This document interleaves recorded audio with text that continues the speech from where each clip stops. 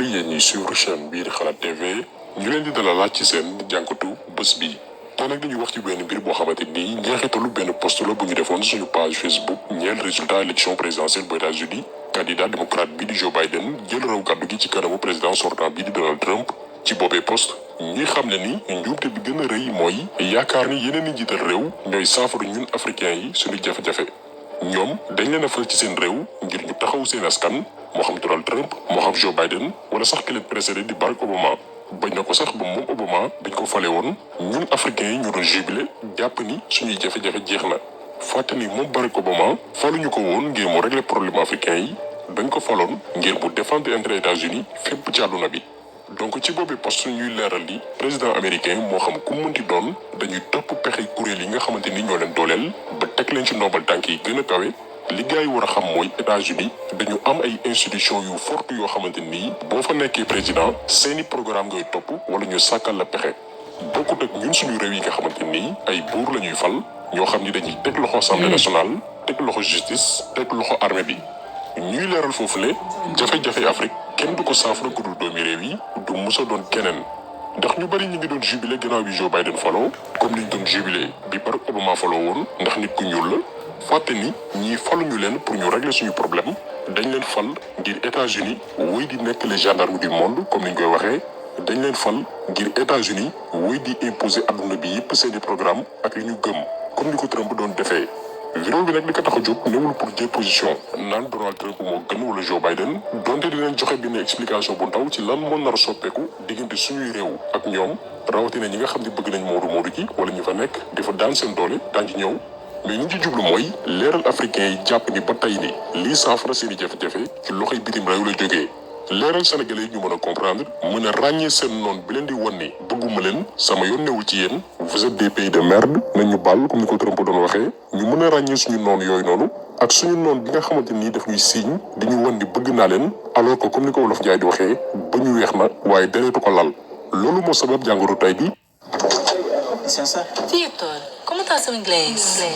Quando você estuda na English Live. ndax dañoo seetlu ni ba tey effet dépendance bi dafa des ba tey suñuy xel ak suñuy xalaat ba ñu yaakaar ni Afrique du mës a développé wu tant que États-Unis dugalu ci loxoom Afrique du mës a jëm kanam tant que France dimbali wuñu ñu daal di fàtte comme ni ko benn citation di waxee les pays n'ont pas d'amis mais des intérêts réew yi amuñu ay xarit ku ne fa nga mën a rootee ngir soppali sa dëkk foofu ngay dem waxuñ ni nag Afrique warul lëkkaloo ak yeneen i réew déedéet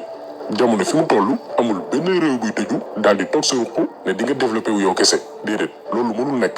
bu ñu nee doomi réew mooy defar réew tekkiwul dañuy beru di def lu ñuy def duñu coopérer ak yeneen i réew ala kulli xaal dañuy ubbeeku dañuy collaborer mais suñuy lëkkaloo ak yeneen i réew ci lan lay tegu est-ce que ni président américain yi wala président français bi di préserver seen intérêt bu ñuy coopérer ak ñun suñu réew yi est-ce que ñun suñuy président noonu la ñuy protéger ñun suñuy intérêt yaakaar naa ni tey loolu mooy la vraie question. tey effectivement falu Joe Biden mën na am impact ci suñu dund mais ci ban anam kan moo ciy gagné Afrique wala États-Unis loolu mooy laaj bi nga xamante ni ñun ñëpp war nañ ko samp.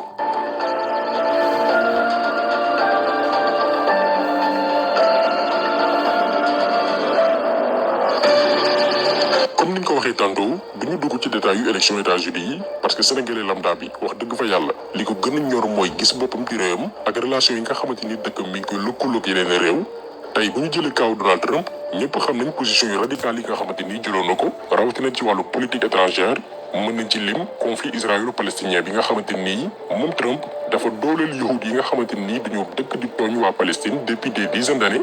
bu ñu jëlee itam kaw Iran ñun ñëpp ñoo ngi fàttaliku rayu général Soleimani loolu defoon nañ ci sax benn taxaw seetlu bu yaatu ci wàllu politique migratoire aussi Trump jëloon na ci ay décisions yoo xamante ni arrangé wul woon réew yu bari. ab liste noire am la créé woon ne dëkk yu bëree bëri dootuñu dugg États-Unis wala bu ñu fay dugg itam du doon lu yomb surtout nag mu ciblé dëkk yi nga xamante ni c'est des pays musulmans bu ñu doon lim ñaawteef yi mu def moom Trump yaakaar naa ni fii la ñuy fanaan ñu bari sax foogoon nañ ni troisième guerre mondiale dina am ci nguuru Trump ndax comme ni ñu koy waxee rek ab gaynde bu déggul cat la mais newul woon benn dof comme ñu bari ni ñu ko foogee kuy wér Trump moo la gën a wér doful jinne tongalu ko juste que da doon incarné li ñuy wooye benn esprit américain au vrai sens du terme maanaam li américain bu weex bi gëm jàpp ni moo supérieur bépp race moo gën nit ku ñuul ki daal di fuuy yéeg sa bopp jàpp ni lépp lu baax ci réewu Amérique borom der bu weex bi moo ko yeyoo Trump loolu la doon incarné te loolu américains yu bëree bëri dañ ci gisoon seen bopp. donc Trump malgré arrogance am malgré ñaawteef yi mu defoon yëpp amoon na ay millions américains yoo xamante nii dañoo gis seen bopp ci politique bi nga xamante nii mi ko doon amal. léegi nag ñun dafa am benn mbir boo xamante nii dañ ko jàpp ci Trump mooy dafa di ab noon boo xamante nii daf ñu teel a woon boppam. te suñuy aada ñun Afrique dañ naan noon bi gën ci noon yi mooy ki nga xamante nii wan na la ne bëgguma la kooku di nga ko mën di moytu di nga xam nooy jëflante ak moom. kon Trump mën nañ ko wax lu ne mais néew fi woon di ñu nax naan ñu Afrique suñuy xarit ngeen bëgg nañ leen dinañ leen dimbali alors que li muy wax gëmu ci woon dara. waa ji dafa jàkkaarloo ak ñun wax ñu li ne ci xolam ne ñu vous êtes des pays de merde ay réew yu tekkiwu dara ngeen te loolu li tax mu wax ñu ko wolof njaay danaan bukki bu yebee waxambaane ci doxin wala. gis nañ suñu njiital réew ni ñu doxalee ak ñun gis nañu richesse yi nga xamante nii moom nañu am ñun Afrique muy pétrole gaz or zircon phosphate ak bépp ressource bu mënti doon mais bu ñuy def xayma ñoo bokk ci réew yi nga xamante ni ñoo gën a pauvre ñoo gën a ñàkk ci àdduna bi. lii moo tax ñoom mënuñu def nawle mënuñu jox cër kon li koy fat mooy ñun africains yi ñu dellu gëmaat suñu bopp xam ne lii tax ñu jox ñu cër ci ñun lay jógee du ay Black Lives Matter ak yu ni mel wala ay discours dañuy liggéey d'abord ak ay doomi réew yi nga xamante ni seen xam-xam màcc na ci bépp fànn xarañ bu ko defee duñu sax wóor di réclamer respect dafay nekk lu naturel parce que day am lu ñuy représenter ci économie mondiale bi. bu ñu jëlee Joe Biden di président bu yees bu ñu sukkandikoo ci résultat yi ñu mujjee joxe mun nañ ni lu bari ci li Trump jëloon comme ay restrictions mun na soppeeku parce que moom day prôné li nga xamante ni mooy États-Unis bu ubbeeku. mën na am boo gisee africains yu bari di jubilé kontaan moo xam ñi nekk ci continent bi wala ñi nekk bitim réew gannaaw bañ ko falee moom Joe Biden c'est parce que moom ci programme am dafa ni day kanam gi États-Unis mës a am muy nation d'immigrants maanaam dëkk boo xam ni day yaatal bépp doomi aadama moo xam fu mën di jógee ñun jël nañu suñu temps lire programme am moom Joe Biden mais politique migratoire bi nga xamante ni bëgg na ko amal bokk na ci li tax communauté noire yu bëree bëri voter ko donte am na ay afro-américains yoo xamante ni ñoom. Muitas pessoas se perguntam o que é o livro de Mormon. Talvez elas já tenham ouvido falar do musical e o acharam divertido, mas depois ficaram curiosas do que donc Trump lañ votel mais lu néew lañ ci électorat bi mais nee naa leen nañu moytu borom ba ñu weex yi nga xamante nii seen i pexe musiba naaru laay la ñu nar a jural. li ñu war a xam mooy États-Unis dafa tënku ci benn yoon woo xamante nii dépendrul ci benn président au contraire président bu ñëw da ngay tënku ci ay programme yoo xamante nii tëgg nañ ko depuis des dizaines d'années. programme yoo xam ni finalité bi mooy ñu am benn gouvernement mondial boo xam ni ñoom États-Unis ñooy nekk les chefs tey bu ngeen gisee seen concurrence ak Chine métti loolu moo ko waral ku ne yaa ngi xalaat jiitu bés bu ñuy samp li nga xamante ni mooy gouvernement mondial loolu tey moo waral nouvel ordre mondial bi ngeen di dégg tey boo jëlee dollar américain bi ñu ngi koy mandargaal nouvel ordre mondial boobu nag day daganal lépp lu bon day tas famille traditionnelle yi papa yaay doom dootul am. teg si défenseur borom ñaari tur yi ñi leen di jàppale di leen til tànk wala ñu bokk ci ñoom dañ leen di teg ci ndomba tànk yi gën a kawe ngir lan yokk seen doole. da ngay seet tey vice président aux États-Unis kan la ñu tànn mu topp ci Joe Biden mooy Kamala Harris benn sénatrice boo xamante nii dundam gépp da koo jagleel défendre borom ñaari tur yi ay organisation góor jigéen ak jigéen yi si seen biir ñoo ko ngemb. femme bii nii yematul rek ci défendre xeetu doomi aadama yu bon yooyu noonu mais combat bi gën a mag mooy mbiru ñi ñuy wooyee transsexuel maanaam góor wala jigéen yi nga xamante nii dañoo dem ba seen awra neexatu leen ñu bëgg ko soppi dem dooni góor wala dem dooni jigéen. kii moo nekk tey vice président des États-Unis ay africains musulmans wala chrétiens ngay gis ñu naan yee yaay dañoo fier ci ndaw si alors que li muy xeex ak li muy défendre lépp dëppoowul ak ñun li ñu gëm. ñun en tout cas duñu wax benn xale bu jigéen mu roy ci ndaw si ndax du modèle du référence. défendre yenn ci lobby yi gën a bon ci àdduna bi ñi nga xam ne ñoo gën a yées ci lu yàlla sàkk moo ko tax a yegg si fii ñun nag Sénégal ñàkkuñu royukaay yoo xamante nii ñu ngi dund te nit ci biir réew mi di jëriñ Sénégal ci bépp fànn nag ay Fatou Sow Sarr ay Amsatou Sow Sidibé Fatma Samoura Seynabou Diouf Nafi Ngom Keïta Anna Sémou Faye nañ ñu baal pour ñi nga xamante ni limuñu leen mais Sénégal dafa bari ay jàmbaaru jigéen yoo xamante nii xale yu jigéen ñi mën nañ leen roy ñoo xam ni dañoo réussir ci seen domaine ci ngor ak dignité kenn mënu leen waxal lu ñaaw kon ñun soxlawuñu référence boo xamante nii défendre lu bon moo ko tax a yegg si fii tey. nga jël président aux États-Unis muy Joe Biden comme Emmanuel Macron ci taalibi dajaal yi la bokk lobby Illuminati yi gën a mag yi gën a dangereux ñoo ko ngemb dañ ko fee teg pour un programme bien défini boo xam ni daf ko war a exécuter moom Joe Biden li ci kanam nag rawuli bët waa ji dafa ñëw pour effacer bépp valeur chrétienne bi nga xamante nii réewu États-Unis dese na ko pour dooleel le nouvel ordre mondial. La preuve bi ñu annoncé résultat yi association borom ñaari tur yëpp wàcc ci mbedd mi def ay caravane yor seeni drapeau di célébrer.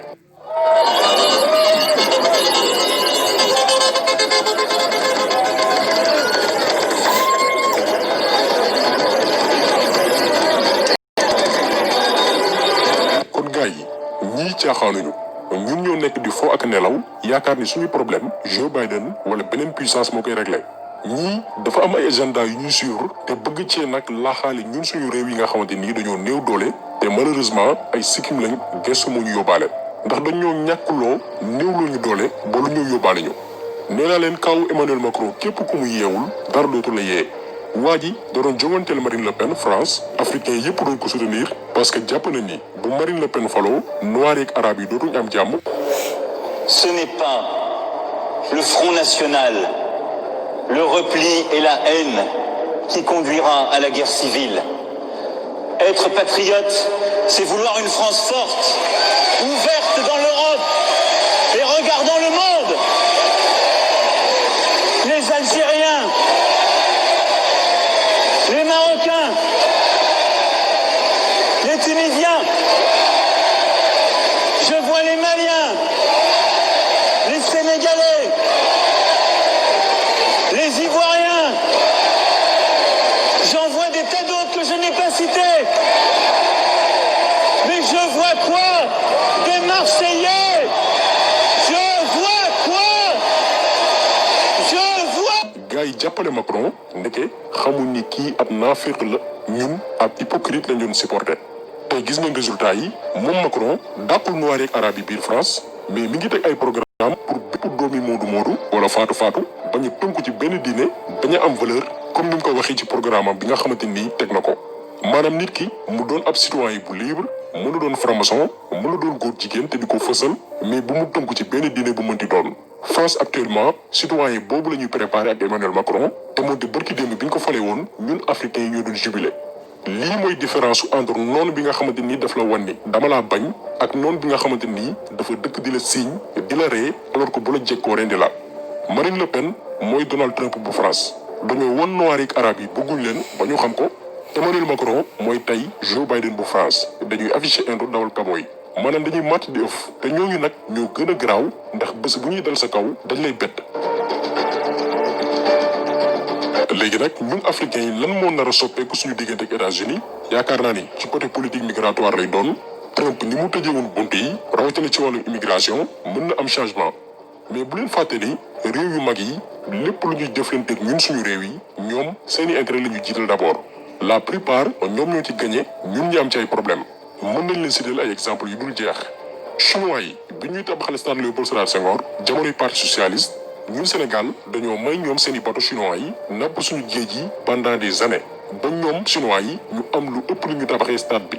maanaam li chinois yi am ci tabaxu stade de l'amitié ñun suñu réew mënoon na cee tabax 5 stades yu bokkul ci 5 régions yu wuute ba suñu équipe nationale bu ñuy recevoir ay match bu leen neexee tey footballé Dakar gannaaw suba ñu recevoir Ndar gannaawaati suba ñu dem Casamance beneen yoon Tamba Saloum Bawol wala Njambur pour wan leen ni rek accords yi nga xamante ni dañ ko yàgg suñu dëkk yu mag yi souvent ñun ñoo ciy perte. bu ñu jëlee États-Unis bi nga xam ne tey moo waral jool yi matériel médical yi nga xamante ni ñoo ngi koy jox suñu réew chaque année pour ne dañuy xeex sida te seeni organisation yu ci mel ni USAID di ko joxe lu ci bëree bëri ay association góor jigéen lañ koy jox. ñoo leen di jox ay capote pour bu ñuy sëy di leen may ay lubrifiant ngir yombal bu ñuy njaaloo teg ci di leen jox ay test sida. waa ji ngeen di gis di Adja Daaru Mbay nañu baal parce que tur woykat bu mag la jël tuddee ko boppam mais turam dëgg mooy Jaaji Juuf defoon nañ vidéo ci moom parce que ñun képp kuy dooleel góor jigéen te ñu xam la dañ lay weer fii ñëpp ràññee la ba fuñ la gis duma la wala ñu rey la comme ni ko diina waxee. léegi moom Jaaji Juuf biñ koy jàpp en 2008 ca Petit Mbaaw yooyu lañ ko fekkoon muy def maanaam dajale ay booy góor jigéen di leen séddale ay capote ak ay lubrifiant yi nga xamante ni organisation internationale yi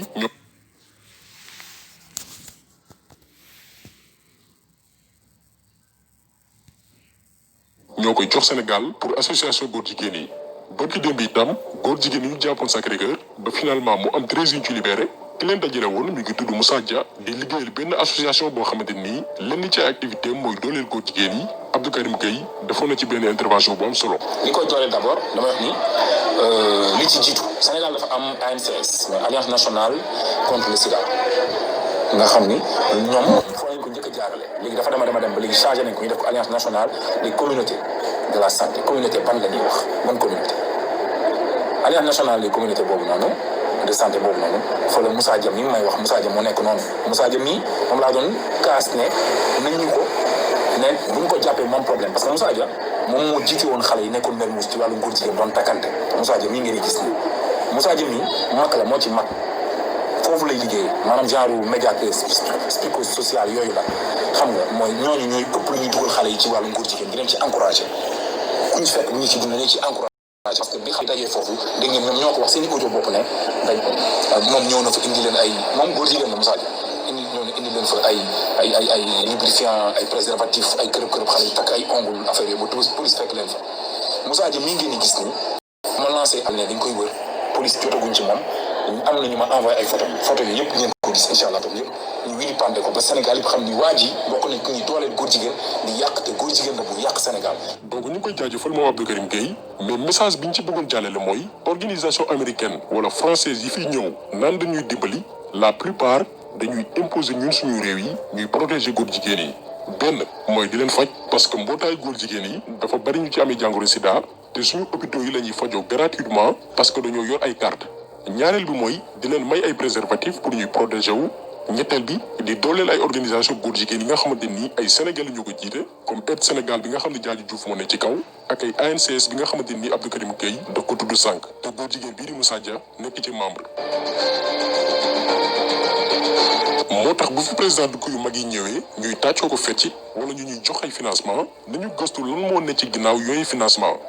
gars yi dañuy jox xaalis ba noppi imposer ñu seeni xeetu mbon ngir yàq suñu société ni muy doxee.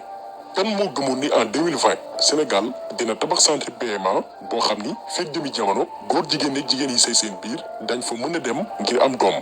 kan moo ko xalaatoon fukki at ci ginnaaw mais Macky Sall mi ngi koy tabax hôpital Dalal Jàmm te centre boobu noonu sénégalais lambda bi taxu ko jóg ndax pour def PMA di nga fay plus de 2 millions de francs CFA te yenn sénégalais yu am jafe-jafe am doom ñoo am mooy yooyu noonu góor jigéen ak lesbiennes yi ñoo ko tax a jóg. su ko defee borom ñaari tur yi dem wuti mère porteuse pour am doom jigéen ak jigéen yi seen biir dinañ mën a fekk ci centre boobu noonu ay man yu yoo xamante ni dañ ko conserver pour mën a def fécondation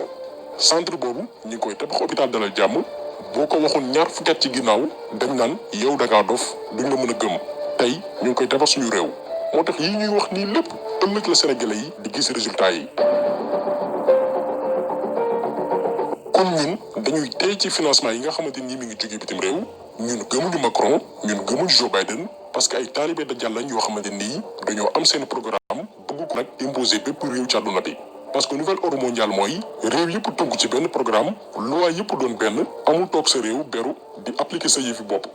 benn gouvernement mondial mooy am boo xam ni dëkk yëpp dañ ciy tënku. moo tax dëgg la falu Joe Biden mën na am impact ci benn côté suñu dund parce que dinañ imposer suñu président ay programme yoo xamante nii dinañ ko nangu par force sinon ñu tey seen financement.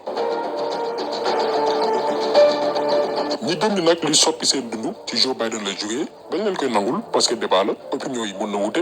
mais li leer mooy bés bu Afrique di développé wu bés bi suñuy réew di soppi xar kanam liggéeyu ay doomi réew mi lay doon ci loxo yi ñi gëm seen bopp ak xarañ ci seen domaine yu wute lay bàyyi koo. ñun li ñu gën a soxla tey mooy ay njiit yu baax ak ay citoyens yu yeewu gëm réew mi daal di koy bëgg te mu jar leen lu nekk bu ñu wuti woon ay financement yi gën a rëy mais amuñu ay nit yu gëm seen bopp am ay valeur ragal yàlla am lu ñuy jomb corruption du fi mës a dañ luubal du fi mës a jóge wax lu dul dëgg la ñuy sax di yore suñu réew ndax lan amuñu ay homme de valeur kon Afrique li ko manqué mooy ay njiitu gëm seen bopp. Calma aí. Não pula o vídeo que isso aqui vai mudar a tua vida. Você já pensou em estudar gratuitamente concurso preparatório que... yi défendre seen intérêt réew ñoo xam ni bu ñuy signé ak États-Unis wala France dinañ bàyyi xel lii ban njëriñ la mën a amal sama askan ñoo xam ni fu ñu dajeeg Macron Joe Biden wala beneen personnalité bu mu mënti doon dañuy siggi am fierté wane ni man duma koy cooku dañuy collaborer ci dignité ak respect ni ma leen soxlaa noonu ngeen ma soxlaa da ngay seet rek Emmanuel Macron ak Donald Trump ci seeni rencontre yi nga xamante ni mës nañ ko amal même bu ñu joxante loxo di nuyoo dañuy nappante ay détails la mais dafa am solo ku ne da ngay jéem a gësam sa morom parce que dafa am lu ñuy incarner muy institution mais seetlu ñun suñu président yi bu ñuy nuyu président réew yi nga xamante ni dañu am doole dañ fay nekk di xoolee que lewatali bët ndax lan ay complexe lañ complexe boobu nag mooy répercuté wu ci population bi ba ñu jàpp ni bu dul tubaab duñu tekki dara te bu ngeen seetloo ñi ëpp ci complexe yi mooy ñi jaar école tubaab yi du ñëpp nag am nañu jaar école gëm seen bopp mais seetlu leen complexe yi gën a mag ñi ci gën a bari mooy ñi ñuy woowe intellectuel bu ñu gisee tubaab comme ku gis malaaka wala ku gis yonent yàlla alors que ñun nit ku ñuul professeur Cheikh Anta Diop daf ñoo yeewi ci lu bari ku ne moo war a complexé ba mu des ñun jamono gi ñuy xas naan ñu amoo leen civilisation ci ay golo ngeen sokkee ko Cheikh Anta Diop dafa ñëw démontrer scientifiquement que civilisation ci ñun la bàyyeekoo bañ na ko sax ba dëkku tubaab yi nga xamante ni dañoo jàpp ni civilisation ak lu bari ci ay connaissance fa la bàyyeekoo ndekete seeni savant ak seeni boroomi xam-xam moo xam ay philosophe wala ñu munti doon dañ doon voyager Égypte antique di copier suñu culture ak suñu enseignement lii Cheikh Anta Diop daf ko prouver ci wàllum science yeewi nit ku ñuul ba ñun dañoo war a siggi fépp ci àdduna bi mais malheureusement Cheikh Anta Diop da ngay dugg école ba génn fa boo demul gëstu ji doo xam li mu liggéey ngir siggil der bu ñuul moo tax ñun benn ci suñuy combat